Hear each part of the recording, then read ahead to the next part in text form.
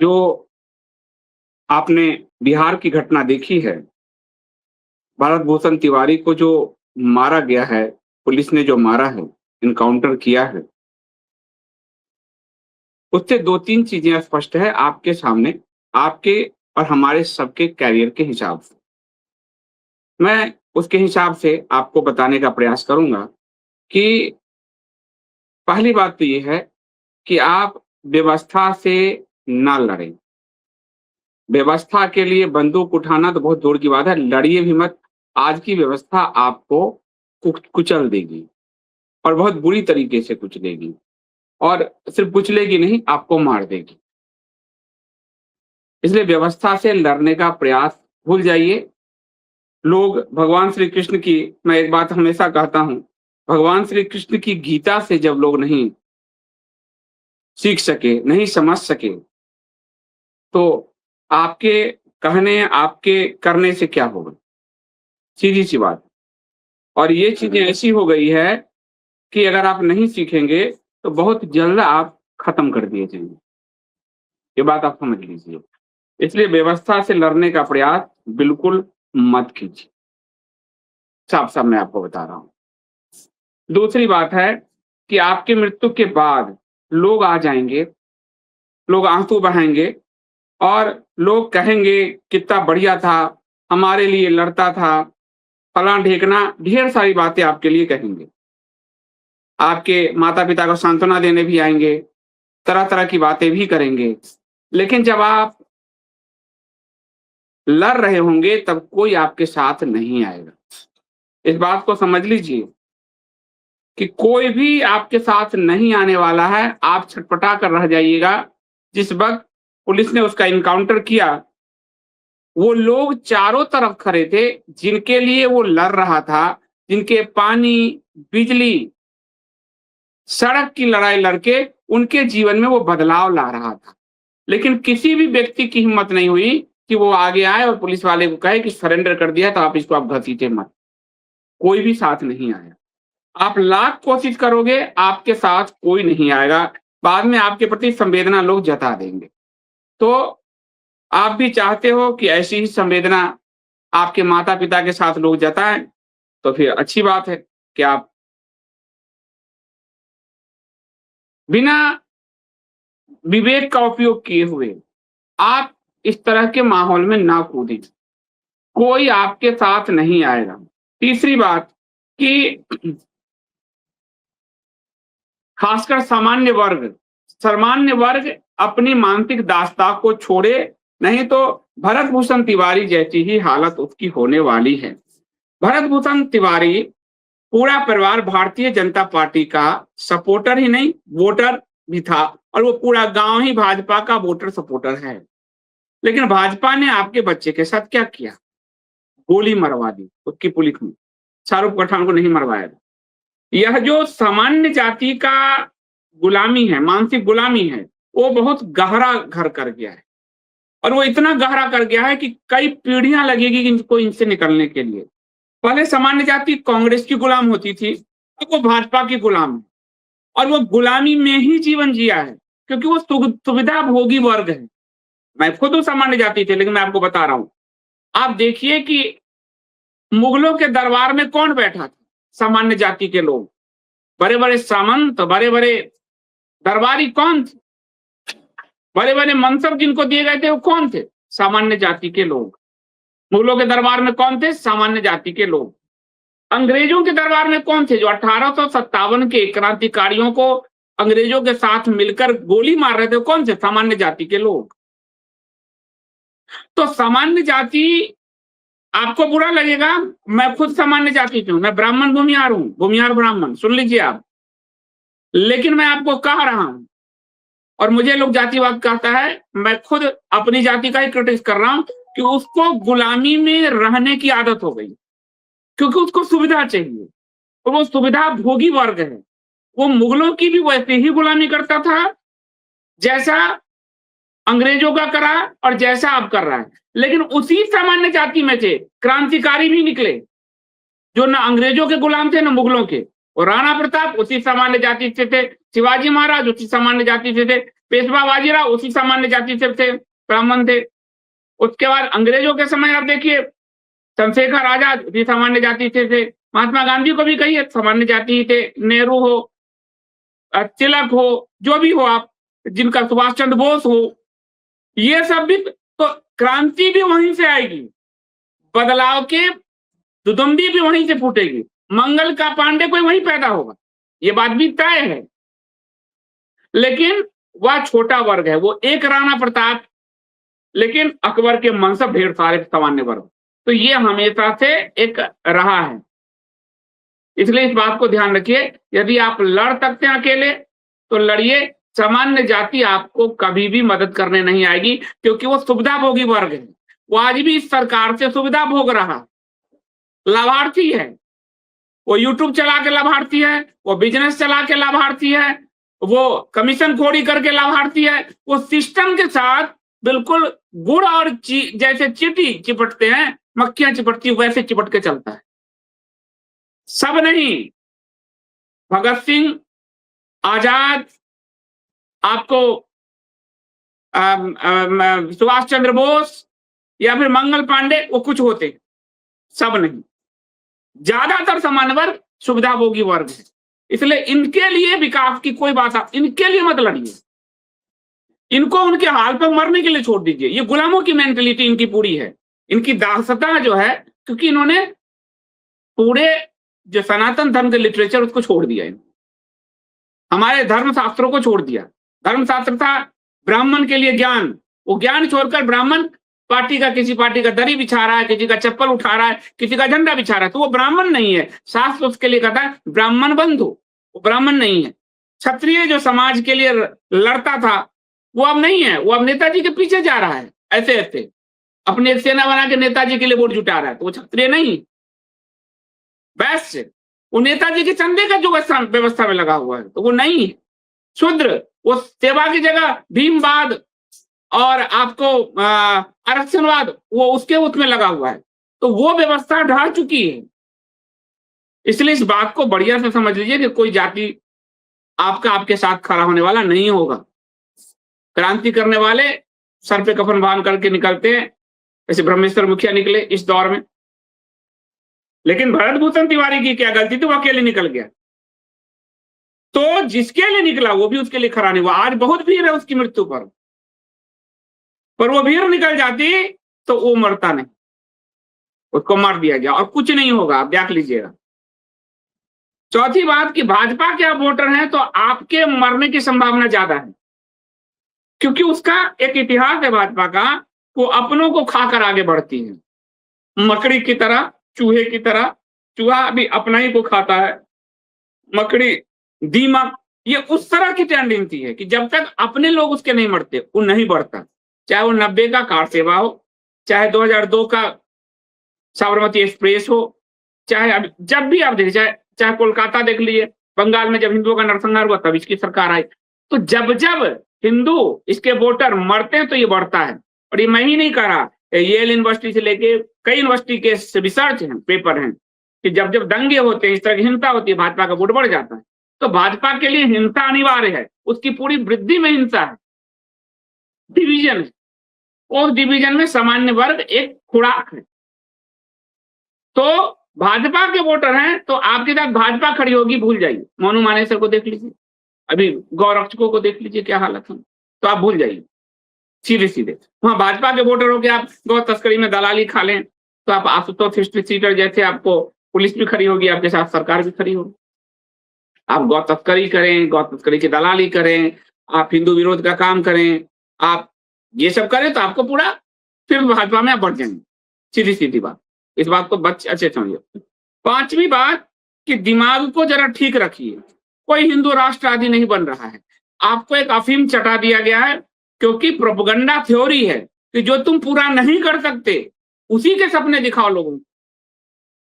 इसलिए जब अशोक सिंघल जी ने राम जन्मभूमि के नींव का समर्थन किया तो उसके समय के संघ प्रमुख बाला साहब देवव्रत अशोक सिंघल पर टूट पड़े कि ये जो राम बन गया तो फिर तो हमें वोट ही नहीं मिलेगा कभी। और जो 11 सदस्यीय समिति थी उससे अशोक सिंघल जी को बाहर कर दिया। जब राजीव गांधी की सरकार थी और उत्तर प्रदेश में भी कांग्रेस की सरकार थी, तब इन्होंने मंदिर बनवाना चाहा, सिर्फ ताला नहीं खुलवाया, मंदिर बनवाना चाहा। तो योगी आदित्यनाथ के गुरु महंत आदित्यनाथ जी ने कहा अगर कांग्रेस बनवा देगी तो भाजपा का क्या होगा, बीजेपी का क्या होगा। तो उनको करना नहीं। अभी भी जो 2019 में फैसले आए मंदिर के, उससे ठीक पहले केंद्र सरकार की याचिका देख लीजिए कोर्ट में। सुब्रमण्यम स्वामी तो कहते रहे गुरुमूर्ति के जरिए डाला याचिका कि सारे जो जमीन थे जिनका नेशनलाइजेशन हुआ था नरसिम्हा राव सरकार ने किया, वो उसको सभी पार्टियों को दे दो, कभी बनेगी ही नहीं। और नरसिम्हा राव ने तुड़वाया बाबरी तो धा गई, और राजीव गांधी ने खुलवाया ताला तो खत्म हो गई। तो जो कर देता है जनता फिर उससे हट जाती है, हटो रही। जो नहीं करता है उस जिज्ञासा, उस आशा, उस आकांक्षा में जनता बैठी रहती है। और ये पॉलिटिशियन जानते ही प्रोपेगेंडा थ्योरी का मूल आधार है। इसीलिए वो आपसे पहले उन्होंने कहा मुझे सिर्फ 5, आपने उनको 60 साल दिए, मुझे सिर्फ 60 महीने दे दीजिए, आपने दिया। उन्होंने कहा 50 दिन दीजिए, सड़क पर मुझे आप खड़ा कर दीजिएगा नोटबंदी, आपने दिया, कोई हिसाब नहीं है उसका। अब वो कह रहे हैं मुझे 22 तक का दे दीजिए, मैं आपको हर गरीब को घर दूंगा, 22 भी चला गया। अब कह रहे हैं वो 47 दीजिए, यानी अब 47 तक आप गुलाम बनकर इनको वोट करेंगे। ये प्रोपेगेंडा साइकोलॉजी का पूरा आधार है। तो भरत भूषण तिवारी पैदल कंधे पे बैग लगा के झंडा लगा के वो पैदल हिंदू यात्रा निकाल रहे थे। किससे? ये जो धीरेन्द्र शास्त्री के भंडारे में और उनके कथा में जा रहे थे। क्या मिला उनको? हिंदू राष्ट्र मिल गया। और जितना आप इस तरफ सोचेंगे आपका फ्रस्ट्रेशन लेवल हाई होता जाएगा, क्योंकि आपकी पार्टी वो नहीं करने वाली। वो कर देगी तो खत्म हो जाएगी, वो नहीं करेगी, वो आपको वो आकांक्षा देगी जो वो कभी पूरी नहीं कर सकती। आप समझ रहे हो? आप कहोगे 370 तो किया संदीप जी, 370 में रणवीर क्या नाम है उसका, रणवीर पिनल कोड हटा के आपकी गौ हत्या को वहां जायज कर दिया। उसको बैक डोर से आपको दिखाया 370 और बैक डोर से डोमिसाइल एक्ट लगा दिया, एग्रीकल्चरल सर्टिफिकेट लगा दिया, चीजें वही हो गई दूसरी कानून से, आपको दिखाया केवल। तो कोई हिंदू राष्ट्र नहीं बनना, ये नोट कर लीजिए। आपको मेरी बात खराब लगेगी, अंडरलाइन। आपसे कोई यूट्यूबर कहता है जय हिंदू राष्ट्र, आप उसको पैसे देते हो, उसका घर चलता है, उसके धंधे चलते हैं, कोई हिंदू राष्ट्र नहीं बनना। संघ की शुरू से ये थ्योरी है। संघ ने शुरू से हिंदू समाज को धोखा दिया और वो लक्ष्य रखा जो वो पूरा ही नहीं कर सकते। इसलिए संघ के लक्ष्य में आजादी नहीं थी, क्योंकि वो आजादी के लिए लड़ ही नहीं रहे। संघ के लक्ष्य में 1942 के आंदोलन में भाग लेना नहीं था, क्योंकि वो उसके लिए लड़ ही नहीं रहे। इसलिए वो लक्ष्य वो दे रहे हैं आपको जो कभी पूरा नहीं हो सकता। 47 आप जीवित रहोगे, आप अपने आप से सोचो, जीवित रहोगे? आज तो आप भटक रहे हो। ज्यादातर को आप देखो कि जो बजमुल्ले बने घूम रहे हैं, ज्यादातर बेरोजगारी इस तरह की स्थिति, लेकिन उनको एक नशा दे दिया है। अफीम पीने के बाद आदमी सोचता है कि वो राजा है, अफीमची सोचता है वो राजा है। तो आपको एक नशा दे दिया है, वो नशा बेच रहा है। अब उस नशा में पता है भाई, अफीमची यही सोचता है ना कि वो पूरी दुनिया पे राज कर रहा है, वो यही तो सोचता है, और क्या सोचता है। तो आप सबसे मैं यही कहना चाहूंगा कि प्लीज प्लीज प्लीज अपना घर बार मत तबाह करिए, आंख खोलिए, नहीं तो आप मारे जाएंगे। एक भरत भूषण तिवारी एक उदाहरण है, कोठारी बंधु एक उदाहरण है। उनको पूछ, उनके नाम पे आज अयोध्या में एक चौक भी नहीं है। लता मंगेशकर के नाम पे। लता मंगेशकर कौन सी आंदोलन की थी बताइए? जो कार सेवक मरे उसके नाम से चौक नहीं है, पर कार सेवक पर जो गोली चलवाया वो राम मंदिर ट्रस्ट के निर्माण समिति का हेड है नृपेंद्र मिश्रा। जो कार समिति सेवकों पे गोली चलाया वो मुलायम सिंह यादव पद्म विभूषित हो गए मोदी सरकार के द्वारा। आप सोचो तो सही कि आप अपना घर परिवार छोड़ के, पत्नी बच्चे माँ बहन भाई छोड़ के, वो भरत भूषण तिवारी का भाई का दर्द समझिए। वो परिवार के लिए कभी था ही नहीं, वो परिवार के लिए लड़ता ही नहीं था, वो परिवार के लिए बोलता ही नहीं था, वो परिवार में था ही नहीं, वो लोगों की चिंता करते फिरता था। और जब आप लोगों में जाओगे, आप संवेदनशील हो, गरीबी देखोगे, भुखमरी देखोगे, पानी नहीं, बिजली, आप आक्रोशित होगे। आप सोचोगे इस सरकार को मैंने चुना तो ये क्यों नहीं कर रही, ये अपनी सरकार है, यहाँ हम थोड़ा विरोध करते हैं, वो आपको मार देगा। तो आप साइकोलॉजी समझो। मैं हिंदू समाज को, जो मेरी समझ है शास्त्रों की और पढ़ाई की, मैं आपको बचाने के रास्ते बता रहा हूं। नहीं तो कोई नहीं आएगा आपके साथ, कोई भी खड़ा नहीं होगा। लेफ्ट का एक यूट्यूब चैनल बैन हुआ 4 PM, कपिल सिब्बल खड़े हो गए। आप सोच के देखो, कपिल सिब्बल खड़े हो गया लेफ्ट में थोड़ा सा। हमारे यहाँ मैं ही केस लड़ रहा हूं, कौन खड़ा है मेरे साथ बताइए जरा। मैं ही क्रांतिकारी करने चला था, कोर्ट केस में खड़ा हूं, पैसे लग रहे हैं, हेडेक हो रहा, सब हो रहा है, कौन खड़ा है? इतने FIR मैंने झेले, कौन खड़ा है?